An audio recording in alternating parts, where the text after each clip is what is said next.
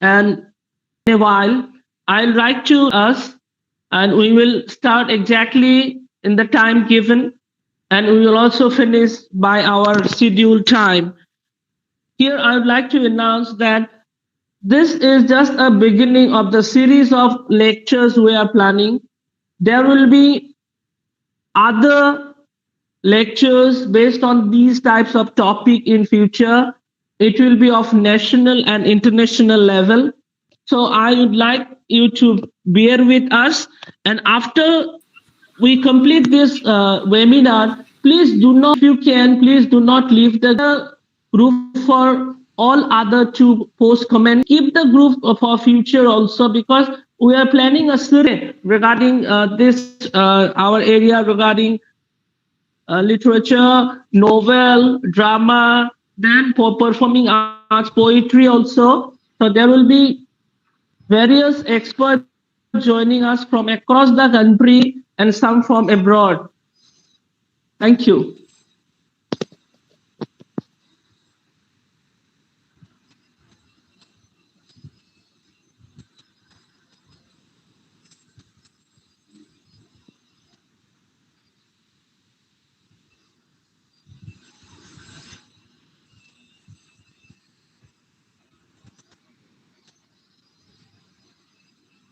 Yeah,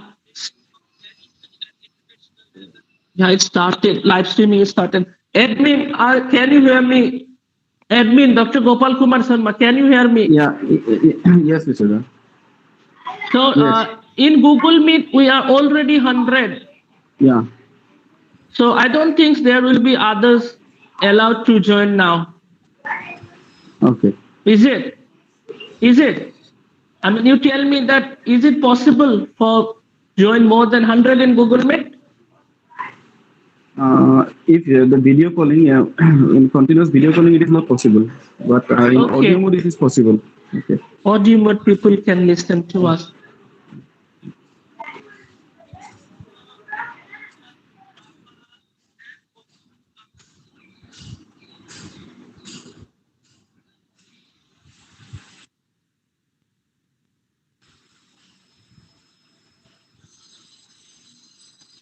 Thank you, Bhupen Rabba. We have seen your YouTube streaming. It's open now. YouTube streaming is open now.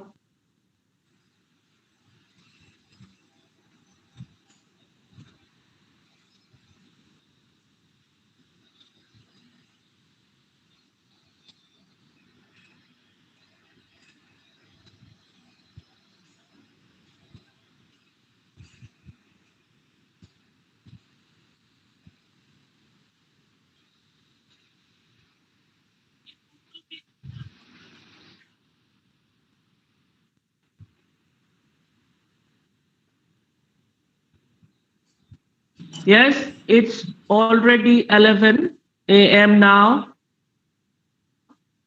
So, very good morning to everyone. I'm Dr. Kishore Kumar Dekka of the organizers and technical team of Bauki Banikanto Kakoti College, Nagaon, Barpeta. I welcome you all.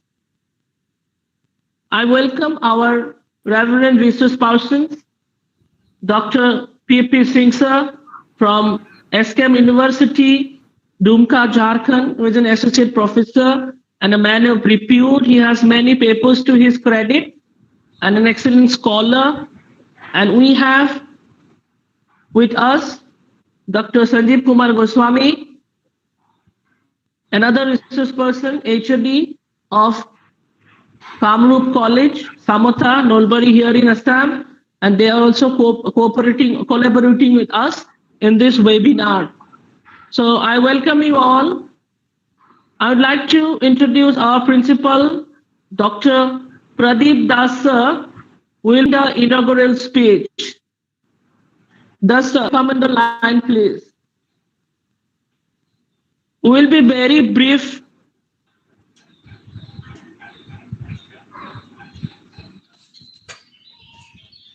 Principal sir, can you hear me? Okay, sir, it's your turn. We are ready for the inaugural speech, sir. Yes. Thank you, Kishore. We will not take much time because we are waiting for our two resource persons there about the deliberation. So just now, I will tell a few words towards the audience. And so, respected resource persons of today's webinar, Dr. P.P. Singh from Dumka, Jharkhand, and Dr. Sanjib Goswami from Kamrup College, Chamata, Assam. My colleagues, honorable teacher participant, and dear students from different colleges and universities of Assam and our country. I am privileged to welcome all of you to this webinar organized by the Department of English and IQAC cell of our Bauhi Banikanto Kakoti College in collaboration with Department of English, Kamrup College, Samota. Our college is located in a rural area, but the faculty members are committed to working for and upholding good academic ambience. It is because of concerted efforts of the teachers that the college has been able to imprint its name in the red letters in the academic field of Assam by bagging position among top 10 in higher secondary level, and similarly positions are bagged in BA/BSc exam, which is also apart from large number of first class holder even every year. Today's webinar is a part of its pursuit for academic excellence. The Department of English has chosen a very relevant topic, that is a novel. So literature is a mirror to the society and reflects the reality of the society and social behavior. This is true in case of the novel. By reflecting the social reality, the novel time and again has acted as propeller of the social reform. We know that the devastating efforts of the Industrial Revolution are underlying the theme for many a Victorian writer, and their presentation not only reflects the society but also awaken the public to the need for socio-economic and political reforms. Similarly, the reading of modern novels shows that the novelists of the period were alive to the changes that were taken place in society between the two world wars. I sincerely hope that the deliberations by the esteemed resource persons in this webinar will definitely enlighten the participant, and our students will be motivated their critical attitude once again. Finally, I tender my warm welcome to all of you. Thank you. Thank you, Principal Sir. So this was Dr. Pradeep Das, Principal of our college, Bauhi Banikanto Kakoti College. And thank you, sir, for very beautiful and encouraging words. Now I would like to request few of the participants to mute yourself, your audio and video. I am seeing Professor Panigrahi, sir, your video. Kindly please mute your audio and video, sir. And other participants, if there, please mute your audio and video. Now, I would like to request Dr. Pranjoti Dekka to set the theme in motion, to set the introduction of today's lecture, and after that, the Singh sir will speak on the topic for half an hour. Then we will have a break for, not break actually, we have a program in between Dr. Sanjib Goswami sir's lecture. You'll enjoy, will not tell you right now. There is a surprise program by our organizers, technical team. So now I'd like to request Dr. Pranjoti Dekka to set the motion in with his few words. Thank you. Sir, am I audible? Kishore sir. Yes, you are audible. You are audible. morning, everyone.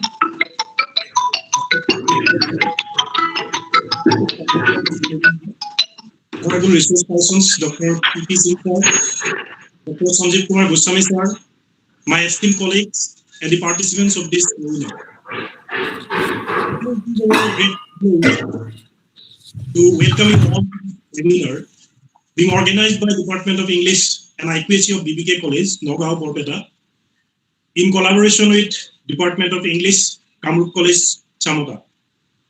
Myself, Dr. Pranjoti Deka, an assistant professor in the Department of English, BBK College. It is a great honor for me to address you all regarding the topic of this webinar. I shall do my best to be brief in this address due to the constraint of time. It was in 1719 when Daniel Defoe published his Robinson Crusoe that the real history of English novel began. Novel arrived late into the realm of literature, and this fact tells something about the genre, that it is a form of literature which looks at people in society. Writers are always interested about their surroundings, but the development of the novel brings about an important shift. The focus moves away from the religious view of life to the mundane day-to-day experiences of life. Most novels deal with the ordinary people and their problems in the society in which they live. Sometimes, this pattern may seem to be broken. For example, Robinson Crusoe is about a man on a deserted island. There are Tolkien's Lord of the Rings characters who are non-human. But even these novels also indirectly deal with the people in the social world. Novels look at people in society and also tell a story. Novelists focus on the tension between individuals and society in which they live, and present characters who are at odds with the society. It is also often observed that novels have young people as main characters because young people most often find themselves at odds with the conventional standards of the society. Therefore, to understand a novel, it is very important to look at how it sets certain individuals against society or their families. It is often observed that novelists return to this basic pattern repeatedly because this is the story of every man's life. All of us have individual impulses and desires, but at the same time, we have to face up to the fact that we are members of a family and a society. Novels are basically long walks with certain great amount of detail in a page, and we need to consider all complicating facts before reaching any judgment. As a reader, our real interest lies in the complications created by the novelist within the familiar pattern of characters at odds with their society. Such an understanding will enable us to gain a vivid sense of what it is like for particular individuals to be caught in certain events. This webinar will focus on this aspect of novels written during the Victorian period to the postmodern period. As such, we have some interesting novelists to look at, like Charles Dickens, William Makepeace Thackeray, George Eliot, Thomas Hardy, etc. from the Victorian period. Joseph Conrad, James Joyce, Virginia Woolf, Henry James, D.S. Lawrence, Aldous Huxley, Kingsley Amis, William Golding, John Fowles, etc. from the modern and postmodern period. I also would like to mention some of the Indian novelists who create a niche of their own in the sphere of novel writing, like Mulkaz Anand, Raja Rao, R.K. Narayan, Anita Desai, Vikram Seth, Arundhati Roy, Amitabh Ghosh, Arvind Adiga, etc. I sincerely hope that this webinar will satisfy all the participants. Thank you all for being with me. Now, I carry over the webinar proceedings to the convener, Dr. Kishore Kumar Deka sir. Thank you. Thank you, Dr. Pranjoti Deka. You set the motion in, And I would like to request the admin, Dr. Gopal Kumar Sharma, and we are requesting repeatedly. See, this is Google Meet, it's not Zoom. We cannot control the participant. So you are requested to mute yourself and mute your video. And if somebody not comply, we will force to remove him or her. So please don't mind that. So I request admin to look in this. If people consistently do this, they will be removed. Okay. So thank you for bearing now. Yeah. Now I would like to request Dr. P.P. Singh sir, who is also my Guruji, Pranam Sarji. So now it's your turn, and now stage is all yours, and you'll have, as agreed, half an hour for your deliberation. Okay, sir, please. Good morning to all. Are you hearing me? Hello. Yes, sir. Yes, sir. Yes, sir. We're listening. Yes, good morning. Good morning to all. Good morning, good morning. It gives me immense pleasure you invite to deliver a lecture on national. At first, I want to say about the vast topic, novel as a critic, social critic. You know, as a principles have started with literature is a mirror of society. It means that whatever is presented in literature is a reflection of the society. Early literary age differs from each age, so as Victorian age also. As we know, Victorian age started with the reign of Queen Victoria from 1837 to 901. We are talking about novel as a critic. Of course, novel is a genre of literature. Novel can be described as a narrative in prose based on a story in which the author may portray character and life of an age and passion and sentiments and reaction of people, men and women, towards their environment. No doubt, Victorian age is a golden era for English literature and British colony as well. At the same time, we have ugly face of Victorian era. You know, this was the age of transition. And you find here the impact of industrial revolution. Rural England was changing into urban England. The main social evils are in Victorian era: poverty, social child labor, poor housing, ill health, horrifying level of child mortality, corrupt system of election, faulty education system, caste system, prostitution, and poor sanitation in cities, etc. As someone comments on Victorian era, social unrest was the great dominating feature of the Victorian age.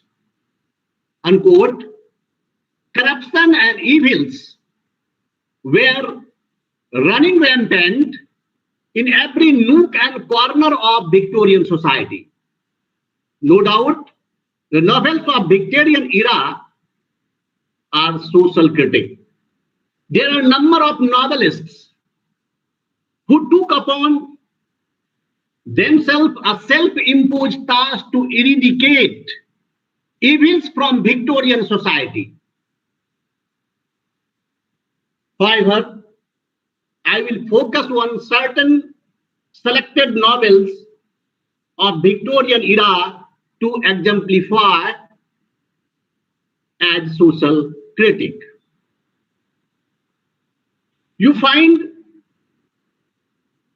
among the Victorian novelists, Dickens and Thomas Hardy are greatest reformer who directed their pen to root out evils from society.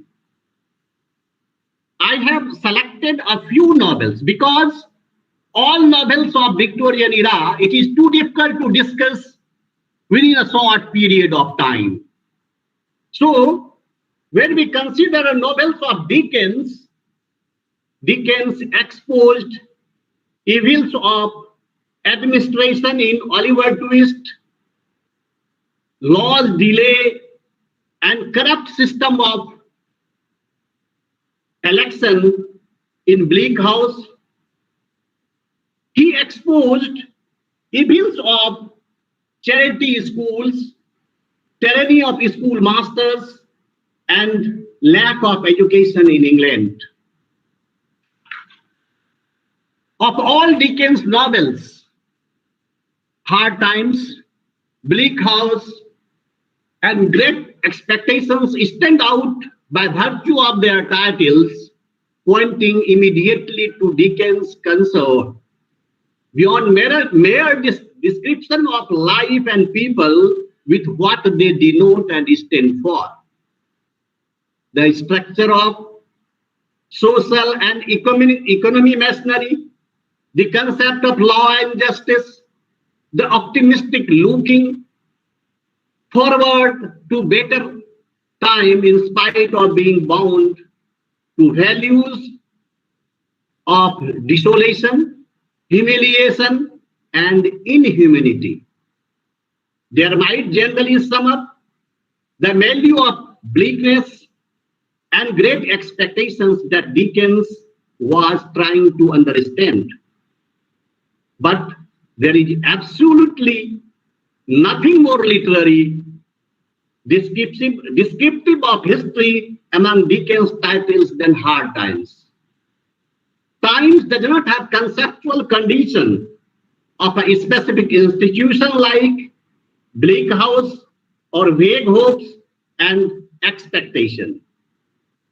It takes in the whole milieu, not in terms of isolated picture, but in terms of the drift and flow of history itself. Hard Times. Hard, on the other hand, is an epithet that distills the complex variety of Victorian times into a typical quality or flavor. It is a word as familiar with the meaning of history in Victorian age as, for example, Vestige word intimates with essential spirit of modern times. So Hard Times clarify the focus on the hardening fabric of history found in mutation in society, economics, religion, and civilization as a whole. It defines the drift of 19th century history towards a hard condition of human existence, which include poverty, dependent on hard facts, the inflexible moral concepts of conduct, family life, education, and sexes. Dickens' polemical response to industrial growth, utilitarianism, capitalism, education, economic self-interest, and trade unionism is reflected in the novel through Cocktown, Grangind, Bonderby, Mr. M. Chuckomchild, Slackbridge. Cocktown grows out of suit-coated black and savage, giving the feeling of repetitiveness monotony, and drudgery. Both its streets and inhabitants have lost their uniqueness. They look alike. I quote the line of the books of the novel.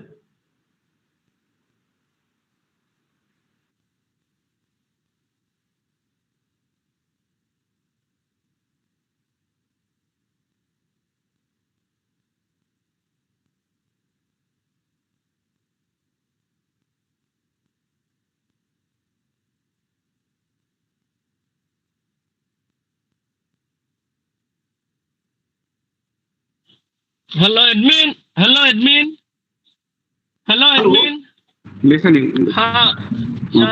Okay. Sir. Sir. Okay. Sir. Now it's okay. You muted yourself accidentally. Now it's unmuted, sir. Okay, sir. Go on, sir. Okay. Actually, I quote the lines of novels. It shows the situation of slums, of the condition of factory laborers. So I quote here. It contained several large streets, all very like one another. This is the here I am quoting the monotonous atmosphere of factory. So I quote, it contains several large streets, all very like one another, and many small streets still more like one another, inhabited by people equally like one another, went in and out at the same hours, with the same sound upon the same pavements, to do the same work, and to whom every day was the same as yesterday and tomorrow, and every year the counterpart of the last and the next. So these lines show the monotonous life of workers who are living in slums, who are living in a small city like, and you find here everywhere is smoke of the chimney, everywhere you find the dirty, no sanitation, poor sanitation everywhere. So monotonous life, it expresses monotonous life of the people of England. No doubt, that age was a golden era. England was changing, rural to urban. But problem is that the repeated use of here you find the same and phrase like one another reveals both monotony of Oak Town and drudgery of inhabitants. So you find here Charles Dickens reveals, exposed the condition, the situation of the people who are living in such type of town.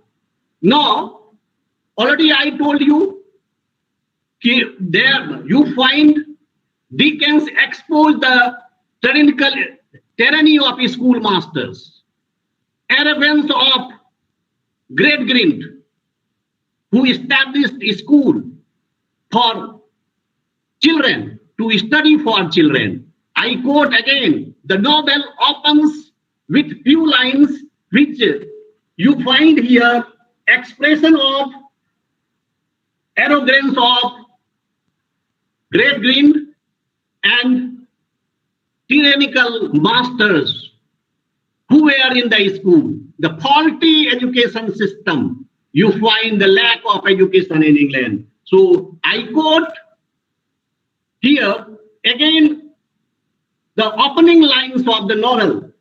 Now what I want is facts. Teach these boys and girls nothing but facts. Facts alone are wanted in life. Plant nothing else and root out everything else. You can only form the minds of reasoning animals upon facts. Nothing else will ever be of any service to them. This is the principle on which I bring up my own children, and this is the principle on which I bring up these children. Stick to facts, sir. Unquote. his moral and social judgments are faulty.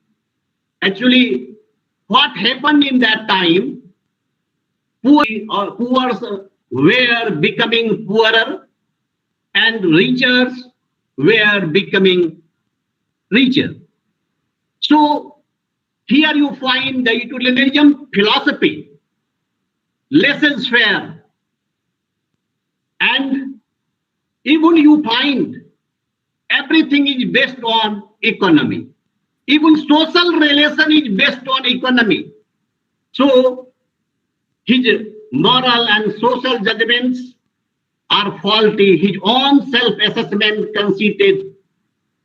But Great Green sage Humphrey House is more of an intellectual living by certain philosophy, and therefore Dickens' objection is not so much directed at the exaggerated presentation of the man, but against the thought he represents. So you find here such type of philosophy, such type of situation of schools and tyrannical masters who were in the school. They taught students, they didn't consider about the sentiments, they didn't consider about the fancy. So only they wanted fact. 2 plus 2 equal to 4, nothing else. So here is the education based on the principle. Now, again, I am going to quote the lines of the novel, where you find the discussion between Louisa and her father. You find loveless relationship, loveless marriage.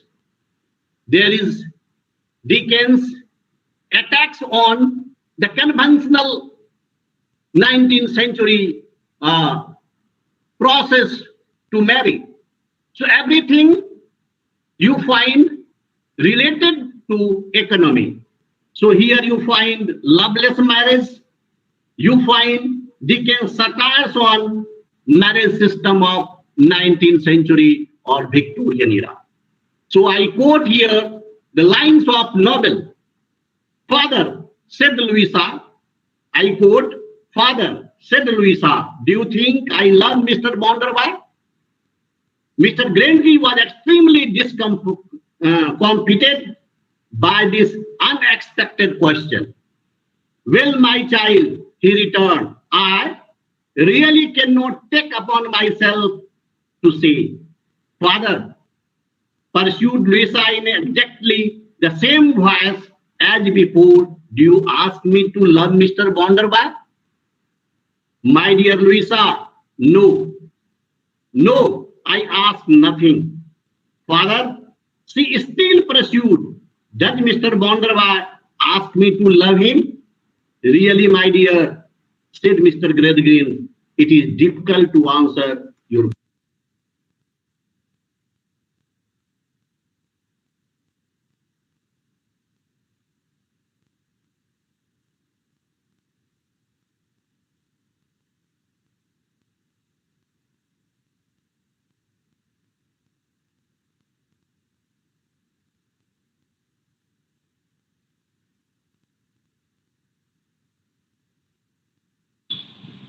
Hello, admin. Hello. Hello, admin. Yes. Hello. Hello, sir. You muted yourself again. Now it's okay. Okay. Due to gesture, such type of accident happen. Okay. So here you find Dickens attacked on the marriage system of Victorian era, the convention of marriage system of Victorian era. So here you find such type of thing, you find in novel. And as I told you, as I am telling you, the novels are social critic. Everywhere you find the criticism, and you find everything related to that. Now we talking about on the basis of post-colonial criticism. I quote Edward William Said in his book Culture and Imperialism, argues that English novel in 19th century continues the narrative of stable British Empire and its imperial policy. I quote here Edward Said, the continuity of British imperial policy throughout the fact and narrative. It is, in fact, a narrative is actively accompanied by this novelistic process whose main purpose is not to raise moral questions, not to disturb or otherwise preoccupy attention, but to keep the empire more or less in place. At the end of so you find at the end of hard times, for example, Tom is shipped off. So here you find again British Empire. You find the aim of writers to aim of that time administration is to establish British Empire, and they wanted to spread colony. You know about the post-colonial theory of Edward Said, and analyze about whole British Empire, and you find there is a conflict of West and East. So this is the situation in novel. Dickens tried to explore all these things, and he exposed everything to root out the evils from society by writing novels. Now further, you find again the feminist literary criticism is also applied here. You find gendered biasness. Victorian society was the male-dominated society. Women were on margin. They didn't have choice. They didn't have liberty. So you find hard times is that it is preponderantly male-dominated and aggressive radical novel. Obviously, this gives rise to issue of gender and opens up related issues of the way Victorian society was constituted, the way people saw themselves and constructed the other, and the way sexual politics controlled women in private and public life. So, number of issues you find in the novels, and to expose every bit of the society, and he wanted to put out evils from society by writing novels. Novels, society.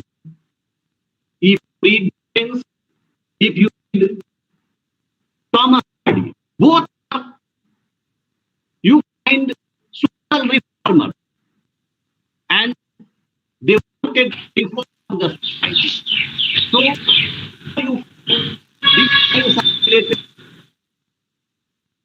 Hello, admin.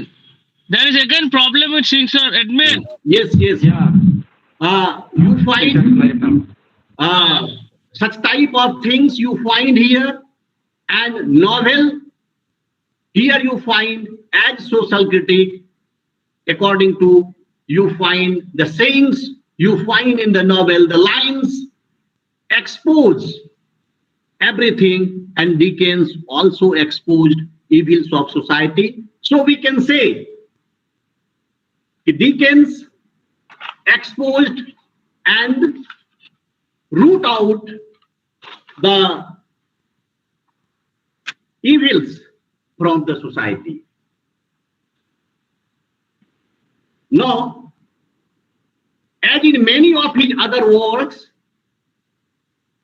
here you find as Dickens exposed evils from society and they wanted to reform in the society. So same way you find Thomas Hardy used the best novel, Test of the Herbal Files, as a visual for his criticism of English Victorian society of late 19th century. The novel's largest critique is aimed at the sexual double standard with all the extremities and misfortunes of Tess's life, highlighting the unfairness of her treatment. I quote,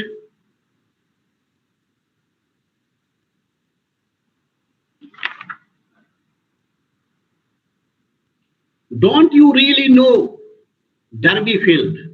This is the lines of the Tess and the Herbal. I quote, "Don't you really know Derbyfield? Derbyfield does the same despite his discovery that he is Sir John. It is he who calls the person Sir here." The novel is a escaping condemnation of capitalism, Victorian beliefs about women, church doctrines, the shortcomings of the educational and judicial system, and the destructive forces that industrialization brings to the natural war in rural agrarian England. In a very first chapter, Hardy satires on English Victorian society, as I quote here. The theme of social criticism appears in each chapter of Test of the Herbal File. Hardy's satire of English Victorian society is starting with the emphasis on ancient names, but also commenting on how the mighty have fallen in modern times. So you find everything here related to society. Already I told you the society is reflected in literature. And the very beginning, I told you literature is a mirror of society. Either you read poetry or drama or prose.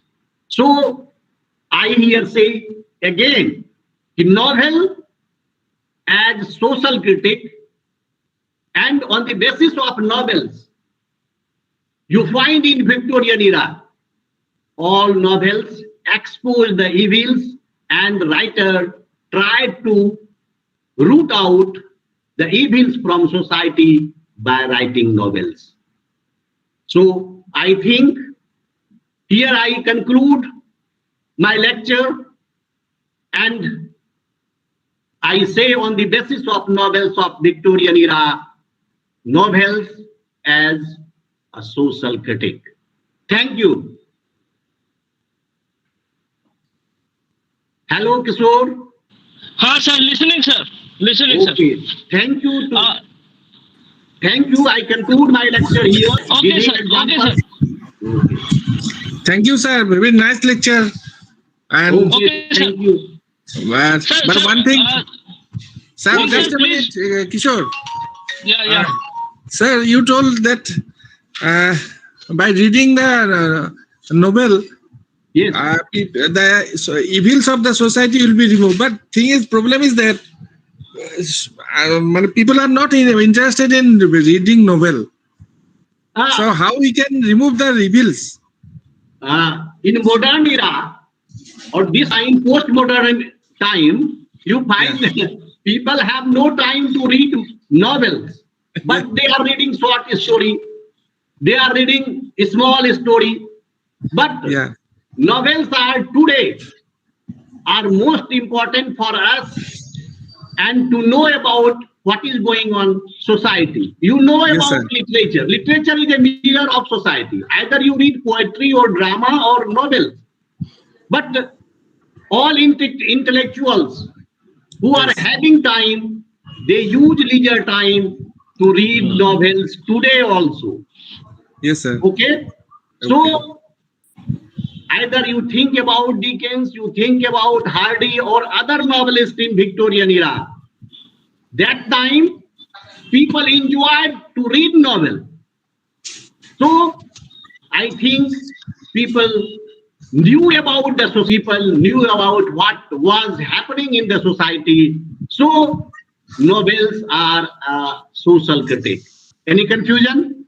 Okay, no, sir. Yes. Okay. Thank you. Sir, Principal sir and Dr. Singh sir, we will have a deliberation. A question answer session at the end of the lecture. Please wait for us and please listen to Dr. Goswami also. Now he will come. And before that, we have a short interlude program. It's a filler time to refresh all the participants. See, dear participants, you have been with us. It's almost more than 40 minutes. And we'll have a 5 minutes performance by one of our students. The Bhupen Rabai Sujata Reddy. Before that, I would like to say that we have planned this webinar especially for students. Actually, people always organize webinar for teachers and FDP program for teachers, but we felt that we should also organize something for our students. So my dear teachers who are here also, we give our trust area. You know, this is a very huge area and you need 2-3 days to deliberate on this topic. So in a 2 hours lecture or in a webinar, it's not enough. Please bear with us. So we will have much more lectures. There are a series of lectures coming, national and international level. You stay with us. And regarding certification of today, don't worry, everybody will get certificate. Now it's over to Sujata. After that, we'll come to Goswami sir.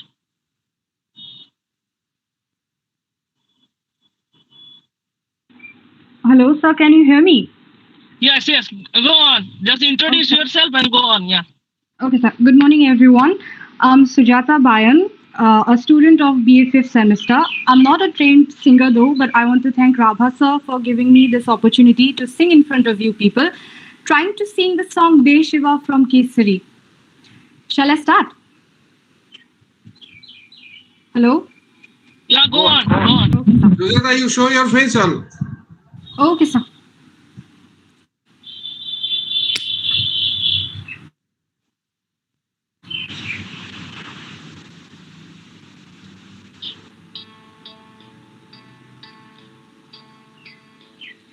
लड़ो हर सो जब जाए लड़ो निश्चय कर अपनी जीत करो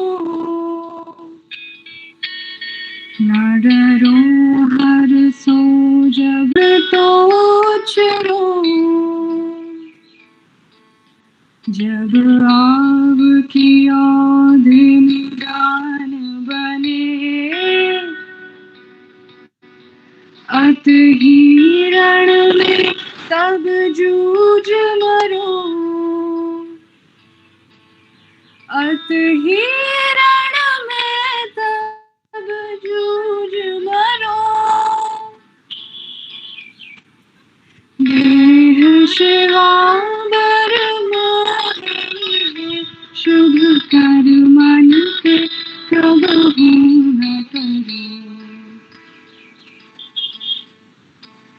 देह शिवा बर मोहे शुभ कर मन के कबहू न करो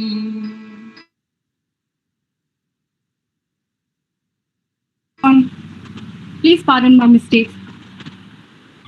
Okay, thank you, Sujata. And in this pandemic time, I think, it's a bit refreshing for us. Thank you once again. And before I move to Dr. Goswami, can I have you on the line, please, sir? Please be ready. Goswami, sir? Yes, I'm ready. Dr. Sanjib, yeah. So before Goswami say something, I would like to add here that we are also planning a series of seminar, as I told you, but this time we will be planning for paper presentations by teachers and students. I mean, UG and PG students can also participate. So please be in our group for a few more days. I will let you know everything. Now, I present to you Dr. Sanjib Kumar Goswami, a very good friend of mine and a very acclaimed scholar here in Assam, HOD of English Department, Kamrup College, Chamata, and he has many papers to his credit, and he has a very good national, international linkage and publications.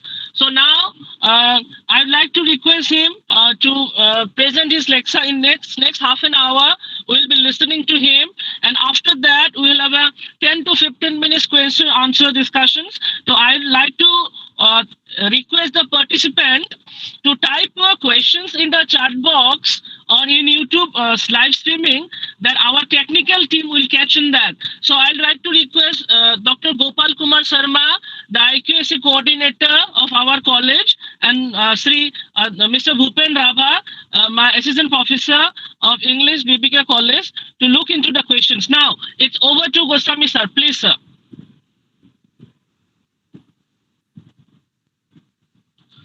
Goswami sir, unmute yourself. Goswami sir, unmute yourself. Yeah. Thank you, Dr. Kishore Kumar Dekha, for introducing me to this webinar, and thank you for giving me this opportunity to discuss with you some pertinent issues of modern and postmodern novel, especially as a social, in terms of social criticism. But before that, I would like to welcome everyone here who are joining me today in this discussion in this webinar.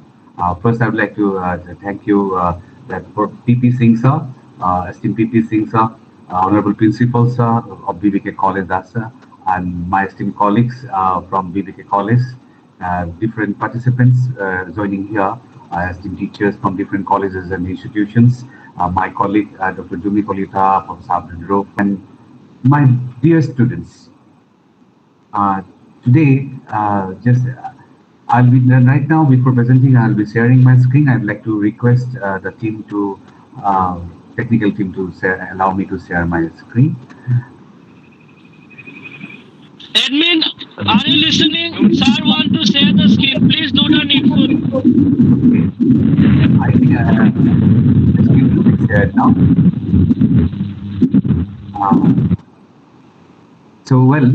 Novel as a social critic, I'll be talking about that. But before that, I'd like to thank Sujata for giving, for refreshing our ears after seeing sir's interesting lecture. Sujata has refreshed, and since it's the pandemic time, we're sitting back at home in this webinar. I have no objection, or you can have a cup of, you can carry on sipping your cup of tea because that is only the only thing that is not available in the webinar.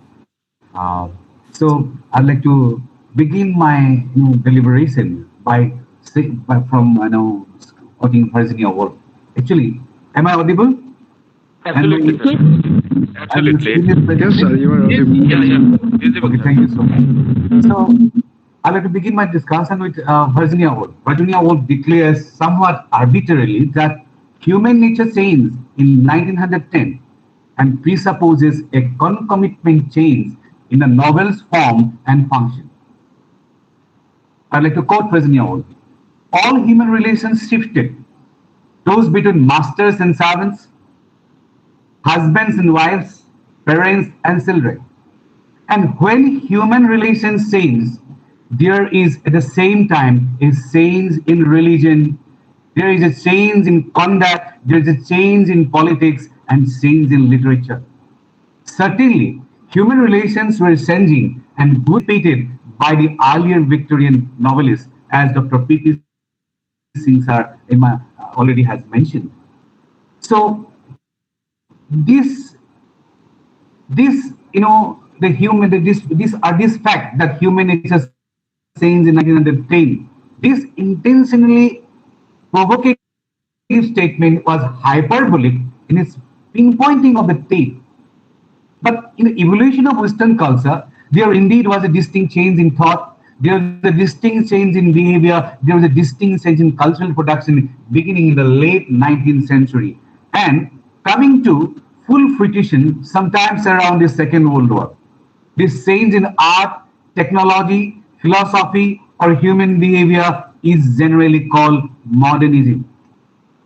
So, as I'm aware that, or I have given an impression that many students have joined in this webinar, I'd like to welcome them and I would like to request esteemed professors who have also joined in from different universities to excuse me because something I'll also be mentioning for the students. So, dear students, you definitely are interested about the term modernism and postmodernism. You know, modernism does not mean modern in the sense of recent in time. It just, and in the same way, the postmodernism. And if you look at the picture, I'll tell you about the picture later. Just look at the picture that I'm presenting. This one, the picture later, is just look at the picture that I'm presenting. This one, and then this one. Here lies the difference between modernism and postmodernism. Actually, as I have told you, that the thing, what is called modern, doesn't always new. Everything can be new. Even it can be new. But how it is new, I'll deliver on that. Actually, modern in the sense of recent time is not modernism. Actually, when it can be modern, for example, to give an example, if you say that I am wearing a shirt, if my shirt is a terracotta and if at the same time I also take a cloth from any.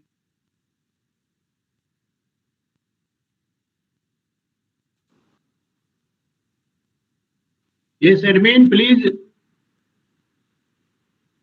Hello. Yeah, sir. Oh.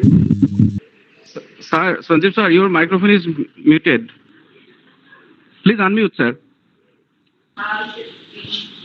Sanjib, are you listening to me? Unmute yourself. Unmute yourself.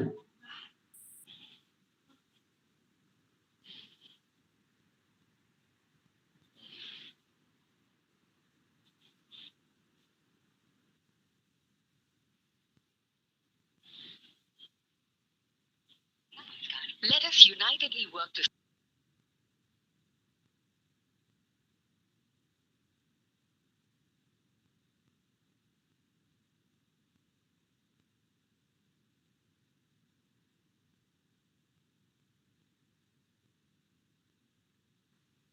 What happened, Kishore? Hello. Singh sir. Oh, what happened? There may be some problem with Goswami sir. Oh. Okay. Okay. Okay, sir. It will be okay. Okay, can I hear me right now? There's a problem. On the line, I can see him. I can hear him also. Thank you. Actually, there was a problem with my microphone. I'll again go share my screen once again.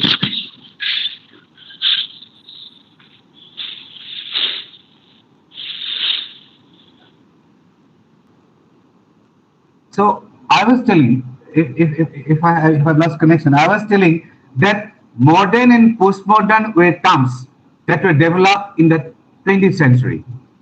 Modern is a term that describes the period from 1890s to 1945, and postmodern refers to the period after the Second World War, mainly after 1968.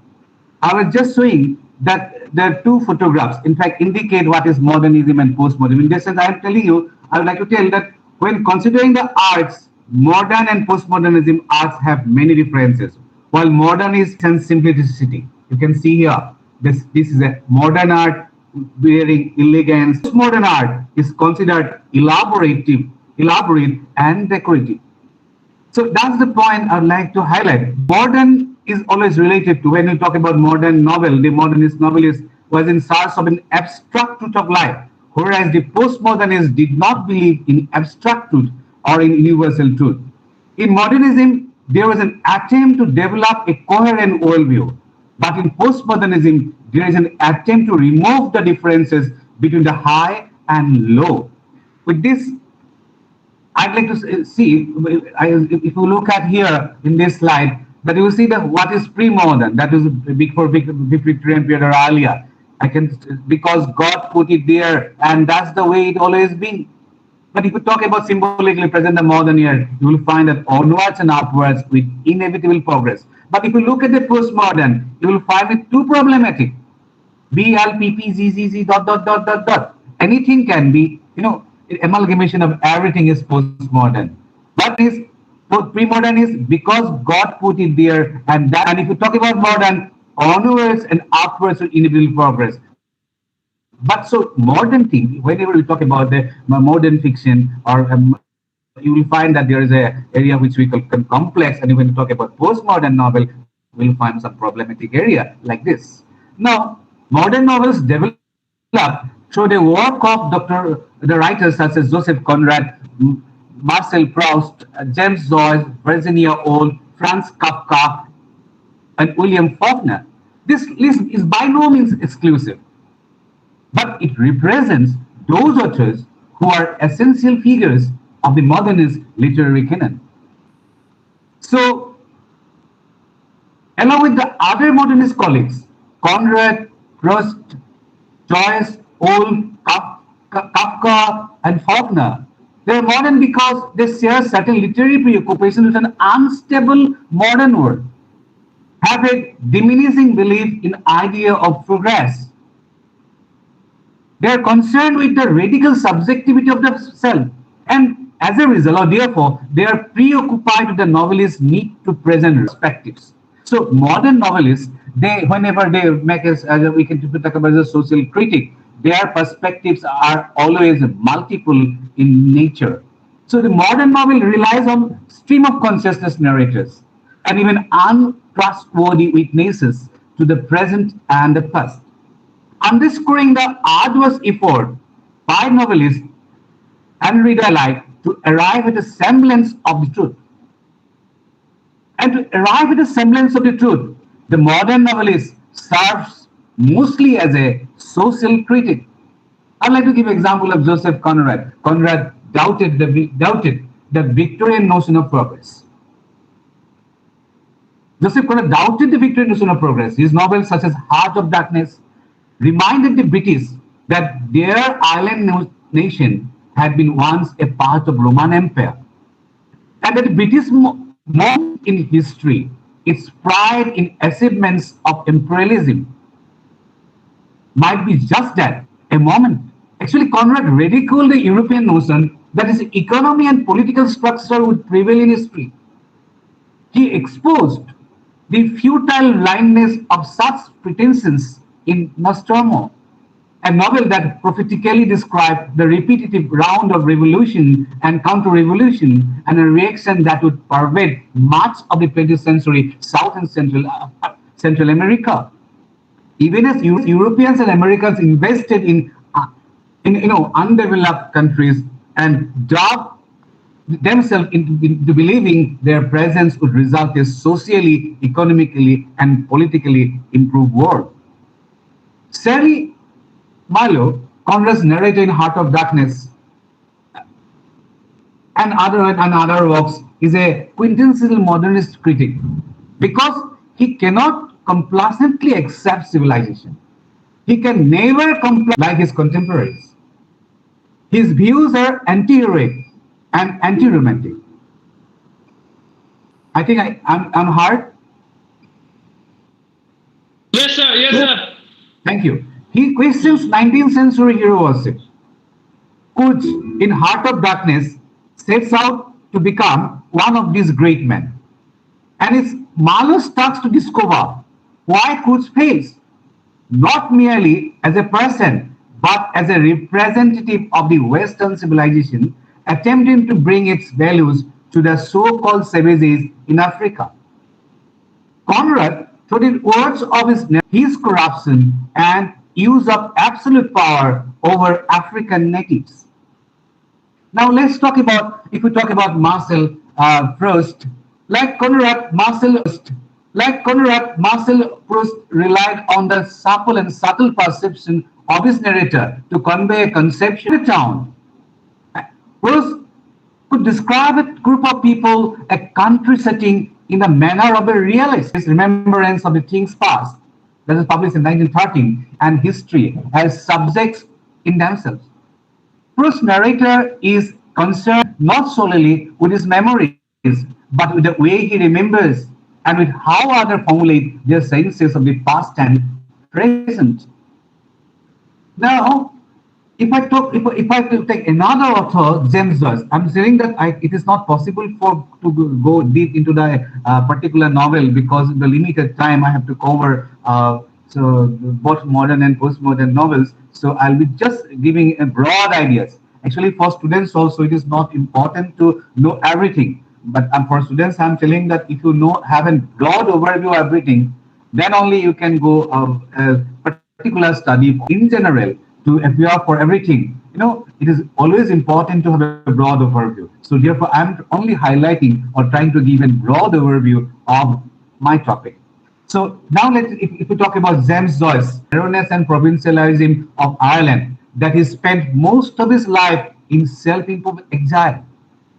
It's very important about James Joyce's life, because he was disgusted by the narrowness. He was disgusted by the provincialism of Ireland. And therefore, he spent most of his time in self-imposed exile. Joyce nevertheless made Ireland and the Irish the subject of all his fiction. Though he was disgusted by the narrowness and provincialism of Ireland, yet his subject matter in his novel was always Ireland. So, Dubliners, a group of naturalistic stories concerned with the intellectual and spiritual torpor of Ireland, is the first product of his lifelong preoccupation with Dublin life. These stories are also important as examples of his theory of epiphany in fiction.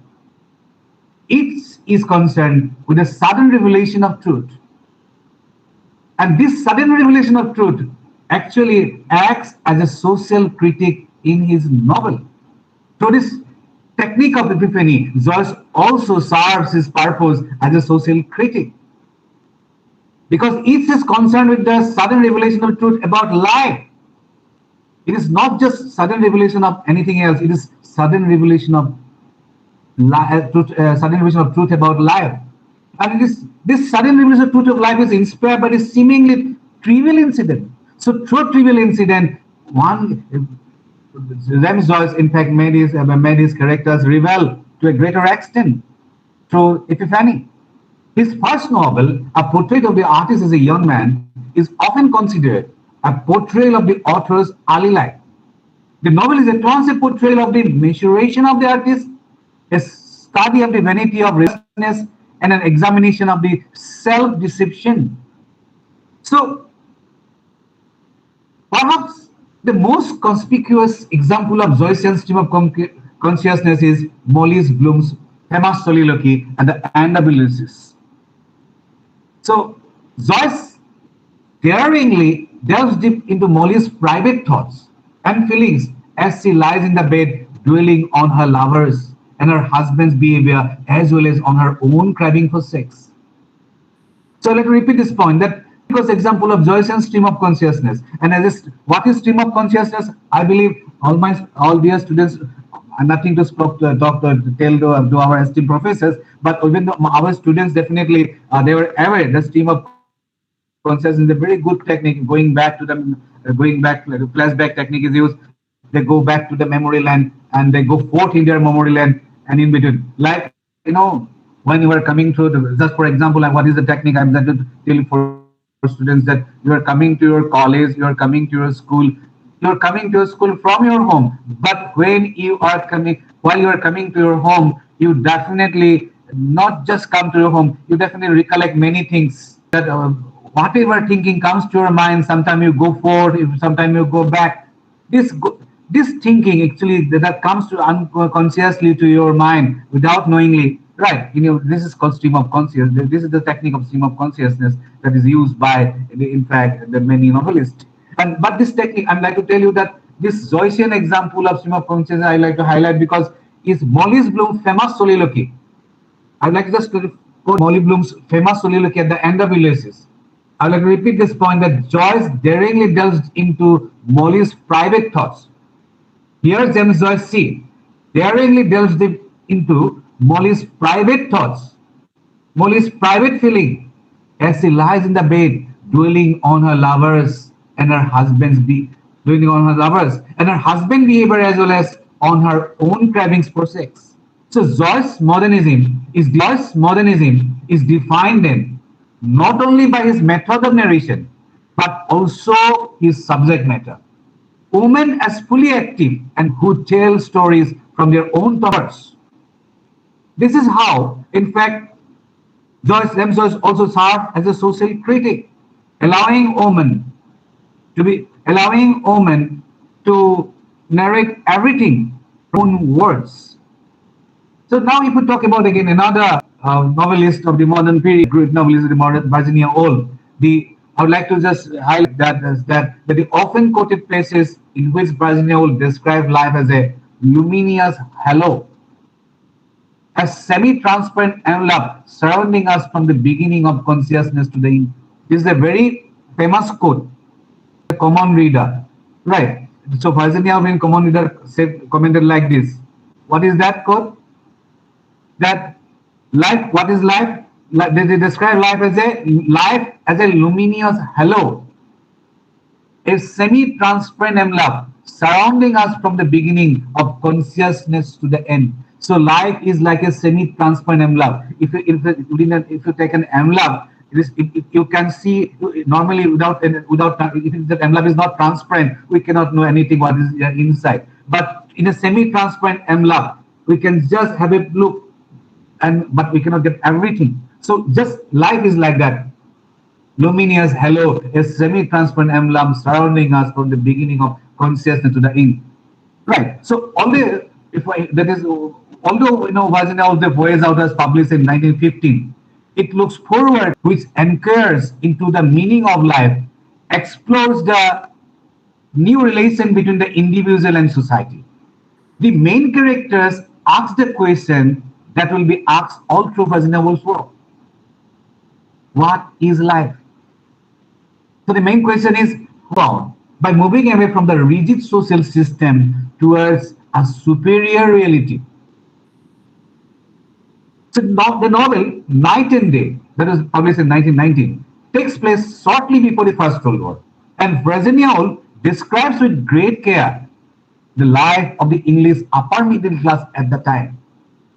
So while describing the life of the middle class, of the upper middle class in this relationship between the individual and society. So given the relationship between the individual society in the novels of Virginia Woolf, it is easy to take part depending on whether the emphasis on the discovery of a personality as in Jacob Rooms or in society as a source of frustration or fulfillment as in Mrs. Dalloway.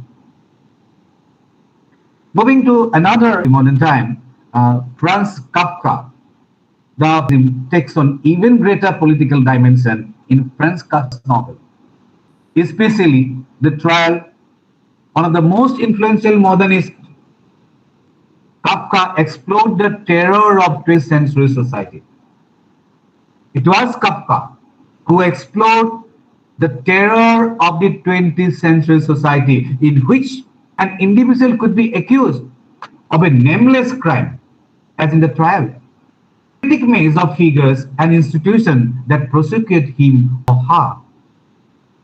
Another writer, famous novelist of the, if we talk about William Faulkner,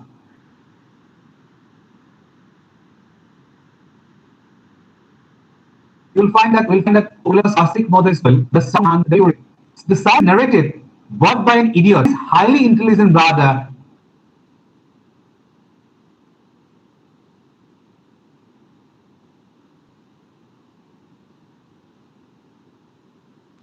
In fact, in Faulkner's novel, the search for meaning is heroic. In Faulkner's novel, the search for meaning is heroic and failure, while it frequently nevertheless conveys a certainly nobility.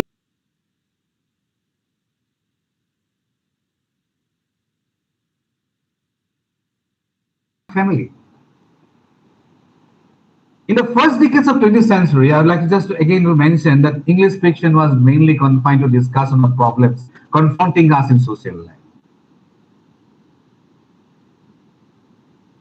we'll find that the Indo-Indian novel is considered to be a scene to escape into a world of romance and psychology, when the gaping wounds of social life were pleading for reform and healthy treatment. H.G. Wells, Glassworthy, Arnold Bennett particularly centralized their attention to the social problem of their times and made the novel an instrument of social propaganda.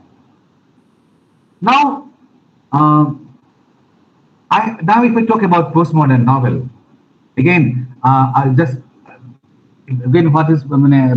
talk about postmodern novel, I must again once again tell you that the difference, in fact, is that a postmodern novel is basically bases its views on hyper reality. In fact, earlier we have found that the modern novelist only consider the original work as genuine. A postmodern novelist, in fact, consider morality only as relative. And if we talk about postmodern novel and their author and the novelists, we will find that after Faulkner, a new generation of writers emerging from Second World War sought to define themselves in what come to be called a postmodern world. So the term, for the students, I would like to mention here that for my dear students, I would like to mention here that the term postmodern literature is used to describe certain characteristics of post-World War II. That means post-Second World War literature, relying heavily, for example, on fragmentation. This postmodern novel or postmodern literature relies heavily on fragmentation, relies on paradox, questionable narrative, etc. And the reaction against Enlightenment ideas implicit in modern literature. So the term postmodernism, another information I'd like to share with my friends, that the term, they may be aware of this fact that the term postmodernism first entered the philosophical lexicon in 1979. It is only in 1979 that it entered the philosophical lexicon with the publication of The Postmodern Condition by Jean-François Leuchter. So, like the modern novel, the postmodern novel is subversive. That is, it counters traditional notion of plot, it counters traditional notion of narrative, chronology, and character development. So postmodern novels, in this regard also I'd like to share definitely one point, that postmodern novel is not just a totally different, totally is away from modern. Postmodernism is not just a away tool from modernism. It's of course in terms of also in some way it is a continuation of modernism. Therefore, I'm telling that like modern novel, therefore I'm using this term, canon, this word phraseology, that like modern novel, the postmodern novel is subversive, that it counters traditional notion of plot, that it counters traditional notion of narrative, chronology, and character development. Postmodern novels are often described as self-reflexive. That is, postmodern novels center on the nature of fiction itself and are written as though fiction is independent of society, independent of reality and any other realm outside itself. So this point is very important. I believe that postmodern novel, while we're talking about as a social critic, we must remember this point, that this postmodern novel, the genre of postmodern novel itself, center on the nature of fiction itself and are written as though fiction is independent of society. There is no relation with the society. It is independent of society. It is independent of reality and any realm outside itself.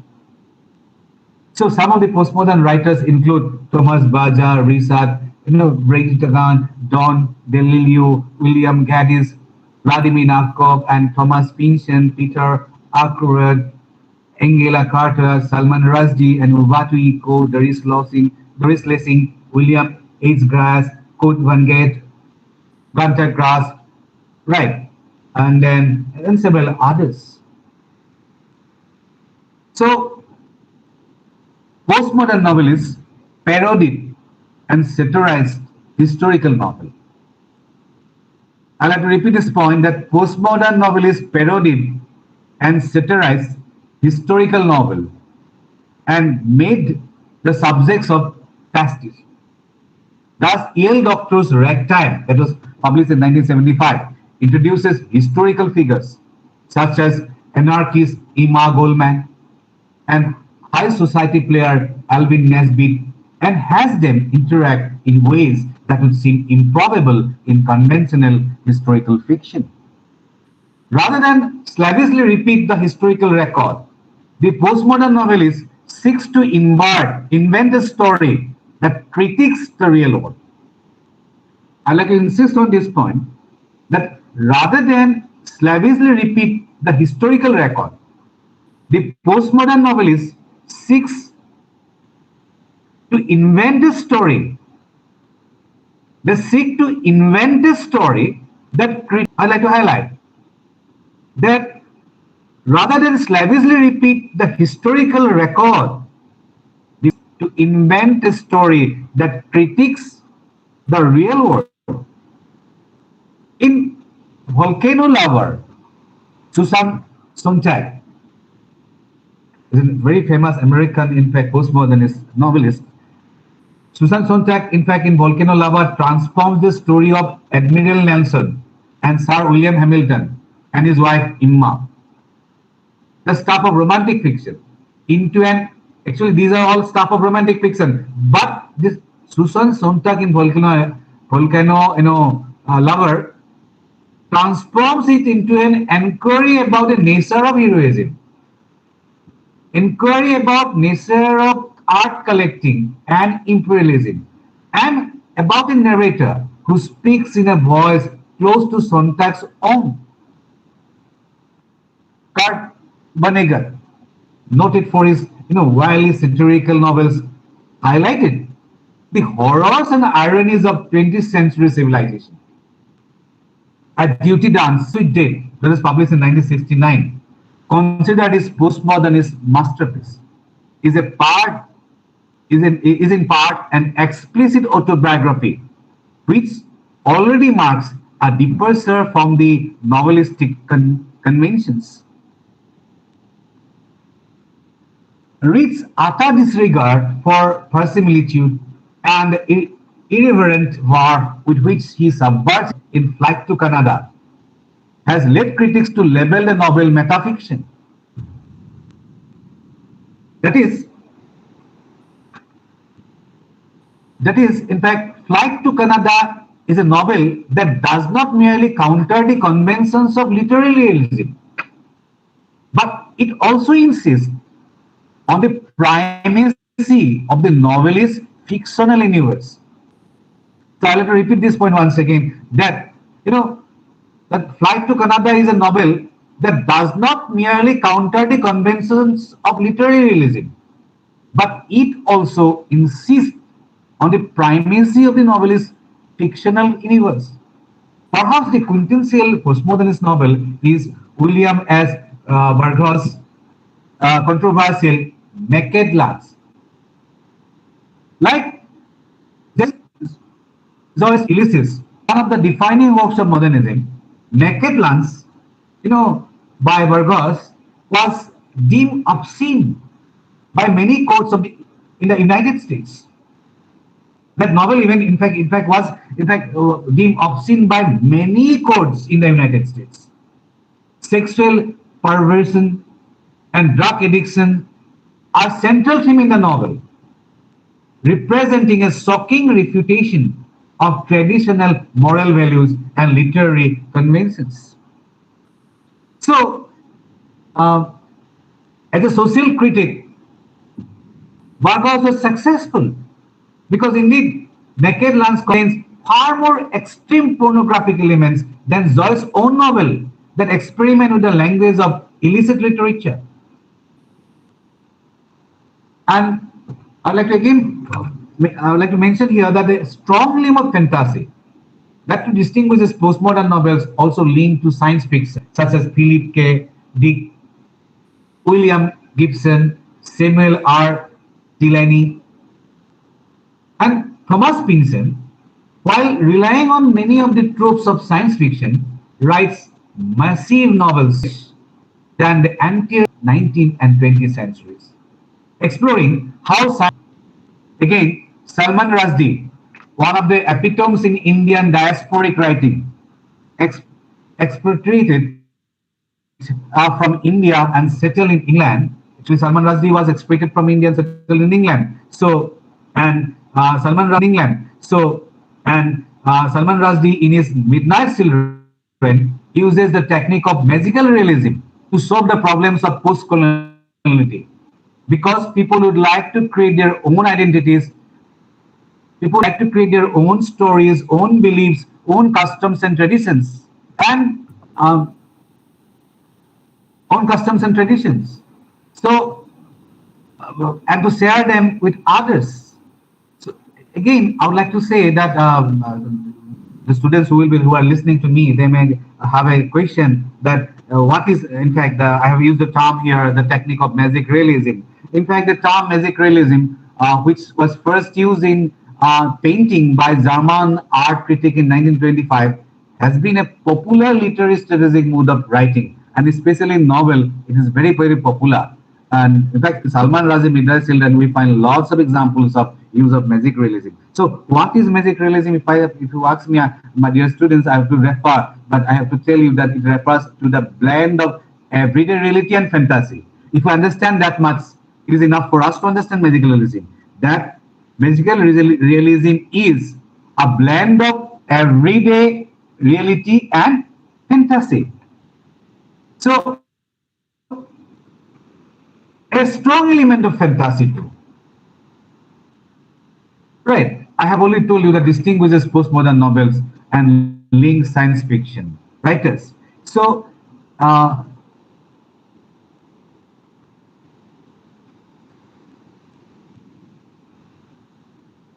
Yes, sir. okay.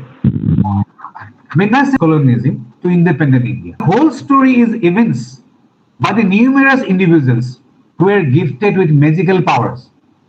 Salim Sinha, in fact, tells this story to Padma, his wife, and to the readers. The story is about his forefathers' personal history blending with Indian history with his own narrative. Salim's arrival in the world in midnight August 15, 1947, the exact time of the declaration of India's independence.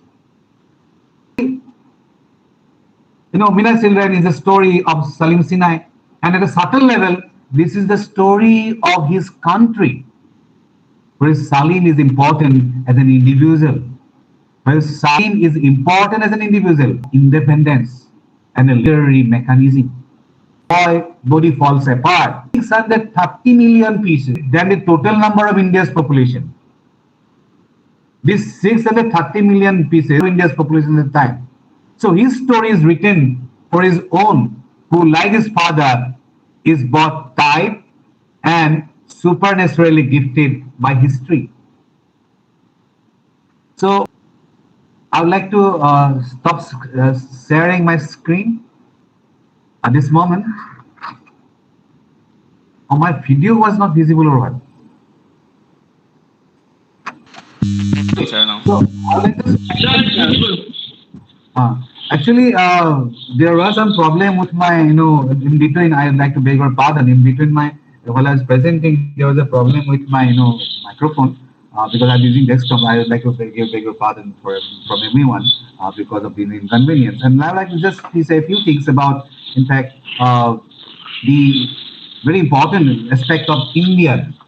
How many, I think my time is almost over. I have extended the 30 minutes time. Still, I would like to mention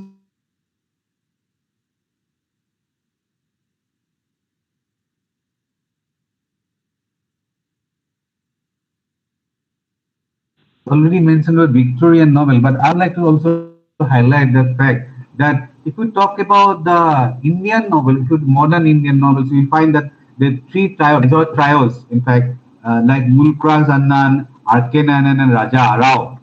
In fact, if we talk about them, they were, in fact, as one of the best examples of set examples how, as a novelist, they can also be a social critic as well. Because R.K. Nanan, Mulkraj Annan, was a social realist, highlighting the inexpressible burden and sufferings of the lower strata of people. So it is our own Indian writer, Mulk Raz Anand, in his novels like Untouchable, Coolie, right? He is actually, as a social critic, he in fact highlighted the inexpressible burden, inexpressible suffering, in fact, of the lower strata of people. Again, if we talk about R.K. Narayan, in fact, who created the Malgudi like Thomas Hardy's Wessex, in fact, in his novel like Sami and Friends, The Bachelor of Art, The Dark Room, and others, and even he also, in fact, was a social critic. Rajaras Kanthapura, again, on the other hand, tells the story of the village Kanthapura. Right. So Ruskin Bond is another writer of the British descent, and Ruskin Bond, all of you, we know that he, in fact, even recipient of Sahitya Academy. In fact, for his short story collection, Our Trees Still Got in There. He actually is another man who, in fact, has a lot of things that, in fact, did much in his works. He, in fact, tried to uplift the society by serving himself as a social critic. In fact, if we talk about the postmodern Indian novelist, we also find that we have in India's Arundhati Roy, Arvind Adiga, in fact, the White Tiger, actually that is also the Booker Prize. It depicts the, in fact, if we talk about Arvind Adiga's White Tiger, we all know that, in fact, it depicts the complications, in fact, involved in the upward mobility of an Indian underprivileged and rule of corruptions. So this is just because lack of time, I'm not covering everything. Just I like to say that even Arvind Adiga's The White Tiger will find that he, in fact, it depicts the complications involved in the upward mobility, and of an Indian underprivileged and the role of corruption. Right. So Sosi Deshpande, if we talk about another one, and Sobhade, Arun Alan Sile, Vikram Seth, Lakshmi Raj Sharma, Sosi Tharoor. In fact, all these, in fact, serve the society by, in fact, through their novels, by giving, in fact, serving as a social critic. So, thank you so much for giving me this opportunity to have give my opinion in this stipulated time. Thank you so much. Yeah, thank you, Goswami sir. Thank you, Goswami sir. Yeah. So now we are towards the end of this beautiful webinar, and here we have many questions for our ex-students, to our faculty members and our college teachers as a whole. So I would like to request admin Dr. Gopal Kumar Sharma to read out the questions for the experts, and they will try to address them. So see, the questions will be a bit, it is not a short question.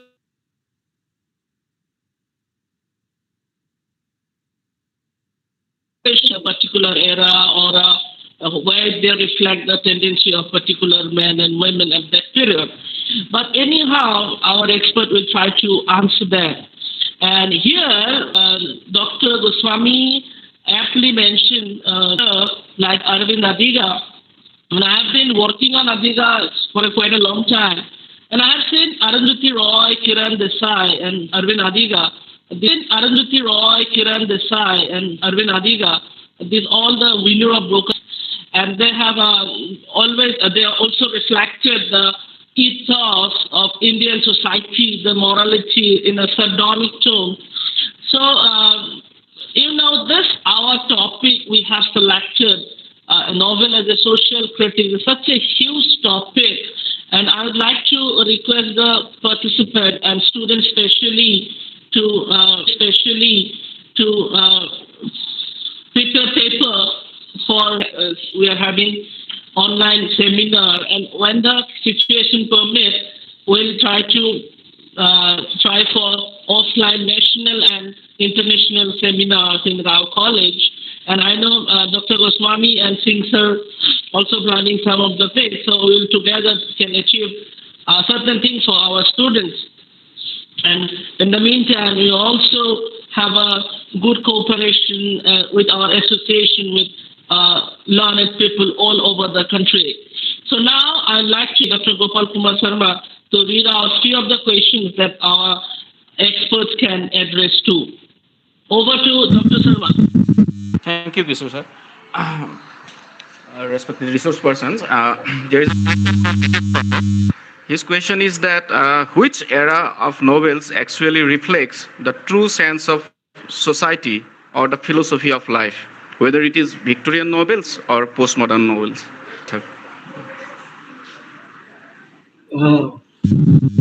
You find here, yes, I am PP Singh. Are you hearing me?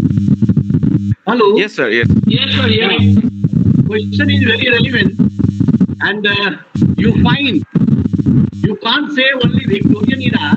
The novels reflect only the society.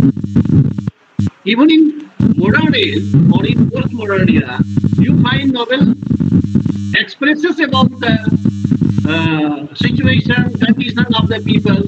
At the very beginning, I told you, literature is a mirror of society, and novel is genre of the literature.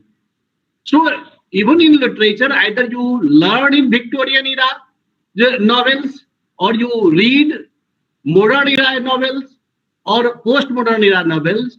Everywhere, those novels who are literary novels, they reflect the situation of the society through novel. Issue the feedback, please. Our participants will be waiting for feedback. So please post the feedback in Google chat meeting and YouTube too. Please post the feedback. And you can go for another question. There are other questions. Yeah. Pasana Talukar has a question. Her question is that how far novel as a social critic is successful in depicting the plight of women? I'd like to Goswami sir to respond to this. Okay. Very well. In fact, I have already mentioned this. That you see, when you talk about Virginia Woolf, right, especially the modern novelists, in fact, they in fact responded very well. In fact, the women from their own points of view.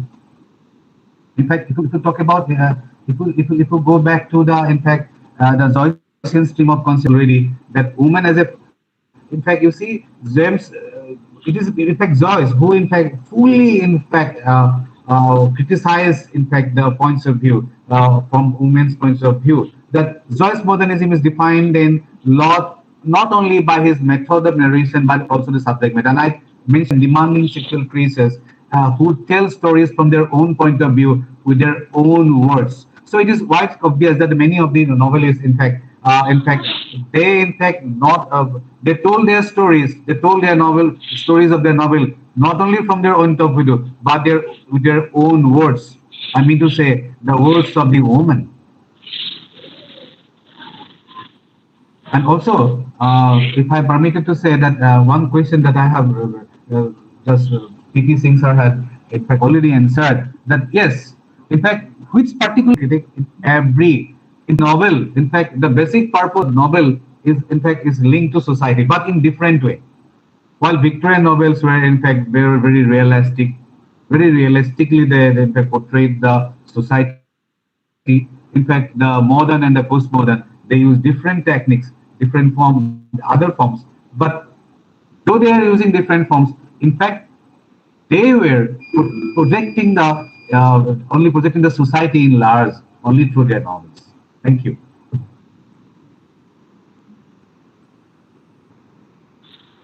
Okay, question from Khaninbo. His question is for Singh sir. Yes. Okay. He is right that kindly enlighten us on fallen angle of angel or angel of house, where love is a taboo to speak openly for woman elaborate with respect to on Victorians. Hello, I could not hear your whole question. Some problem. Okay, sir. Okay. I'm repeating. So his question is that he wants to know about the fallen angel or angel of house, where love is a taboo to speak openly for Victorian women. You see, Dr. Susila, please unmute yourself. Dr. Susila, please unmute yourself. Please mute yourself. Your mic is unmute. Please mute yourself. Sorry, sir. 1 minute. hello, Kishore. Sometimes unmuted their mic, so they will disturb you. I am saying, due to some problem in microphone. No, I wanted to correct him. Instead of, it's Okay. actually pronounced as fallen angel or angel of the house. So he said angle. So I wanted to correct him. Very sorry. No, it's okay.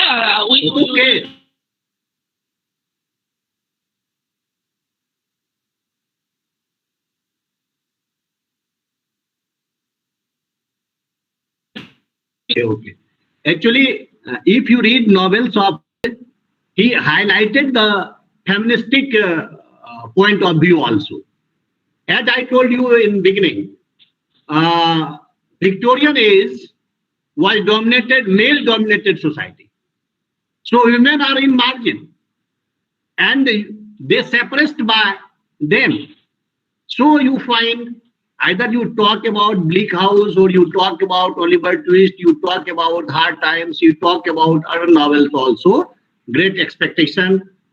Everywhere you find women were in margin, but writer highlighted the positions of women, try to solve the problems related to women. So already I presented some example and feministic view.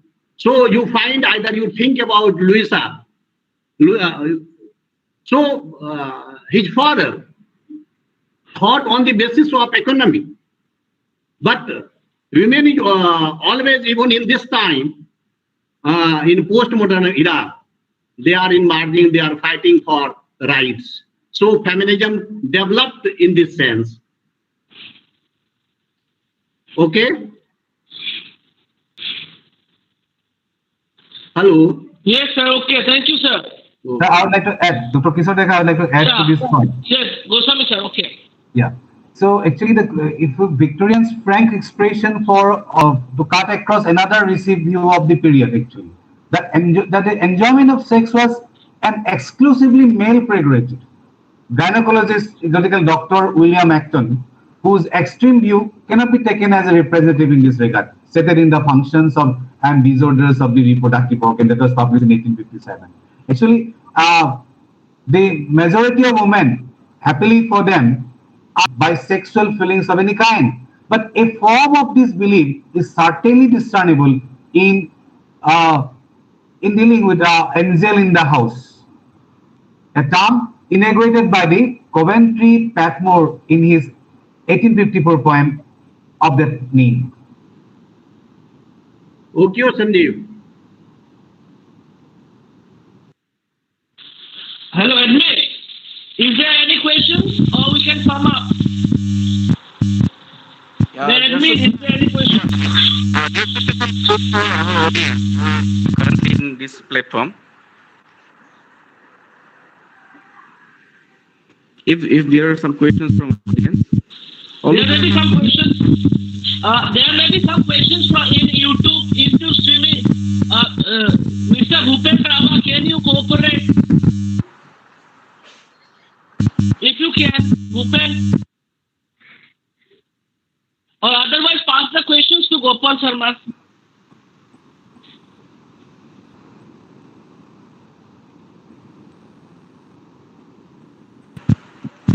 Bhupen.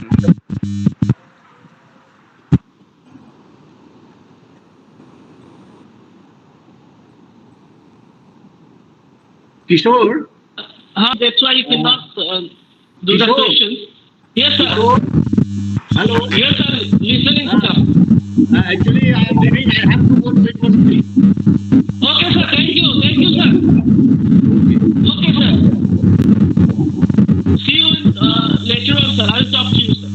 Okay, okay. Thank you. Okay, thank you very much. Thank you to all. Thank you very much, sir.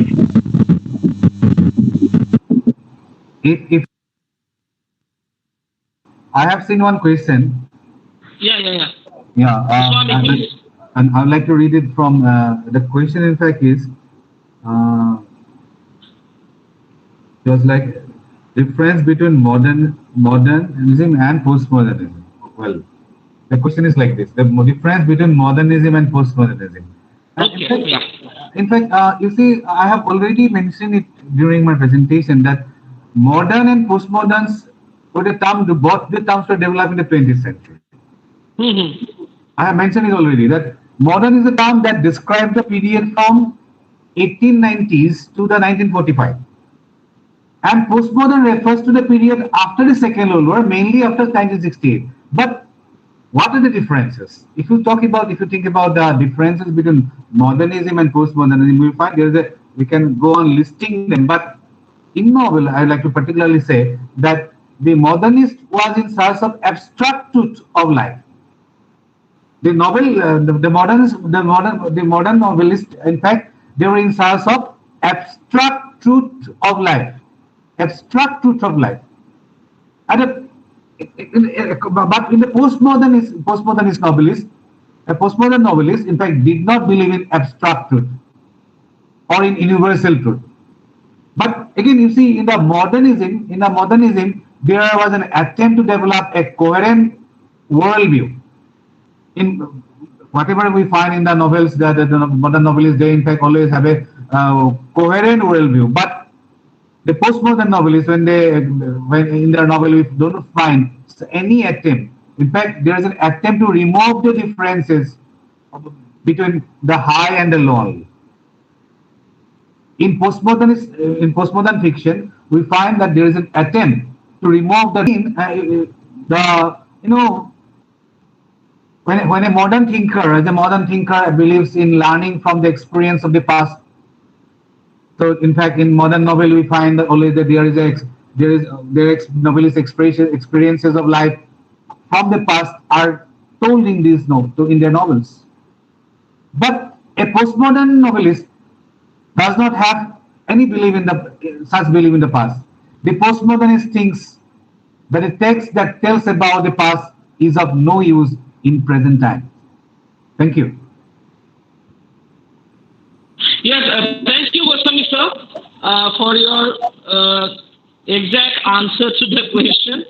So I think we can sum up this webinar for today, and I hope that I already requested the participants to stay in the group and submit your feedback form. Everybody who will get you to a certificate provided they are in the Google Meet group or in the YouTube live streaming.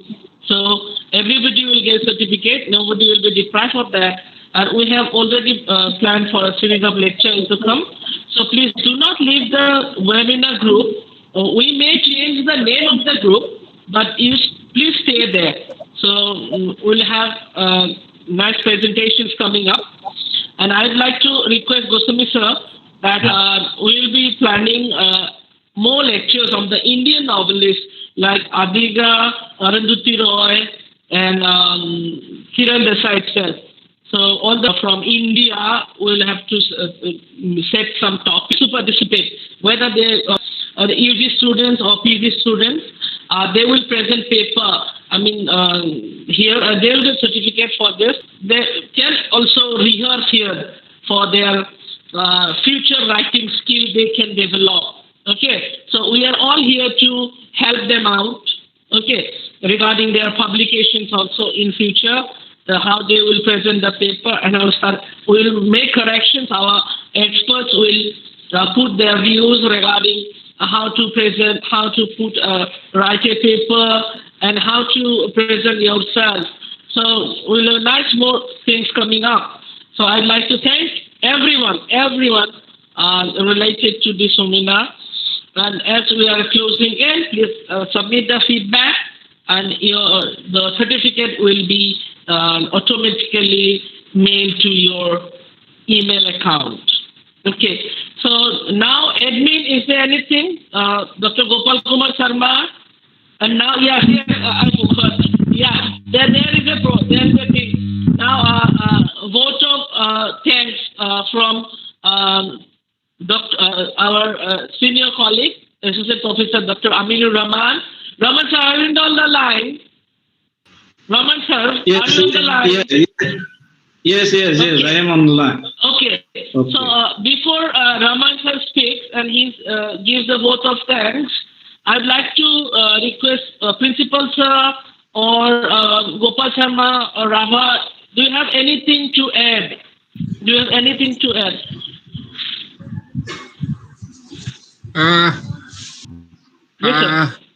sir. Many thanks to Dr. Goswami and Dr. Singh, because they have given a nice lecture. I think our student will be benefited from this lecture. So by Kishore Deka, he is a punctual, and now I think Aminur Rahman also finished within the time. So not of much. So thank you again once again to the resource person. Oh. Yes, am I audible? Yes, sir. Am I audible? Sir? Yeah, thank you, head sir. Resource person Dr. P.P. Singh and Dr. Sanjib Goswami sir, respected HOD of our department, my fellow colleagues, all of us are greatly enlightened by today's webinar. Indeed, this would not have been possible but for kind consent of the two resource persons to be amongst us.